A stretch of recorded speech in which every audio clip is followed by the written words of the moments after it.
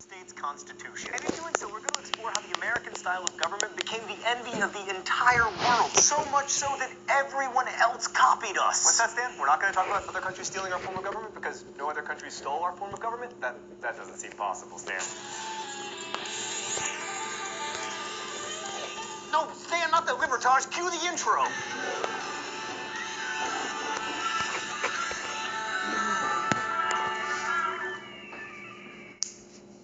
So today we're going to learn why the green areas of not America didn't copy us. All right, so as Americans may dimly remember from history classes, the constitutional system we've been living under since 1788, the year of the first presidential election, was not the original American government. The first government set up by the Continental Congress was called the Articles of Confederation, and it was, in a word, bad. In 2 words, it was not good, which is why it only lasted 10 years. The problem with the Confederation is that it wasn't so much a framework for a national government as it was a firm league of friendship, which unfortunately only sounds like a team of Care Bear superheroes. The Articles set up a government that consisted of a one-house body of delegates, with each state having a single vote, who, acting collectively, could make decisions on certain issues that affected all the states. There was no president and no judiciary. You can try to tell me that John Hanson, the president of the Congress, was the first American president, but it's just not true. Any decision required 9 of the 13 congressional votes, which pretty much guaranteed that no decisions would ever be made. Ah, supermajorities, always so efficient. But besides the 2/3 requirement, the Congress was very limited in what it could actually do.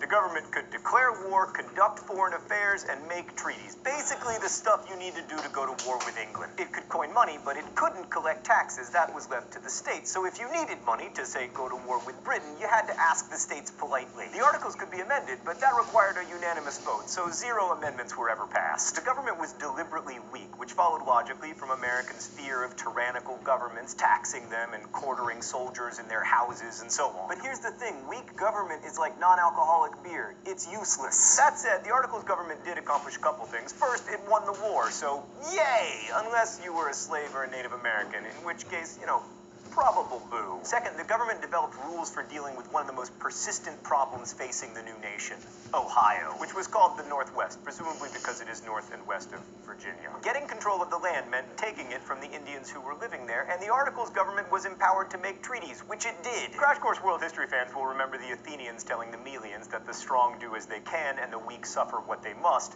and the Americans definitely went to the Athenian school of treaty making. Through treaties signed at Fort Stanwix and Fort McIntosh, the Indians surrendered land north of the Ohio River. The biggest accomplishment of the Articles government was the Northwest Ordinance of 1787, which set up a process to create 5 new states between the Ohio and Mississippi rivers. 2 things to know about this. First, it acknowledged that American Indians had a claim to the land and that they had to be treated better if settlers wanted to avoid violence. And second, Stan, can I get the foreshadowing filter? Yes, perfect.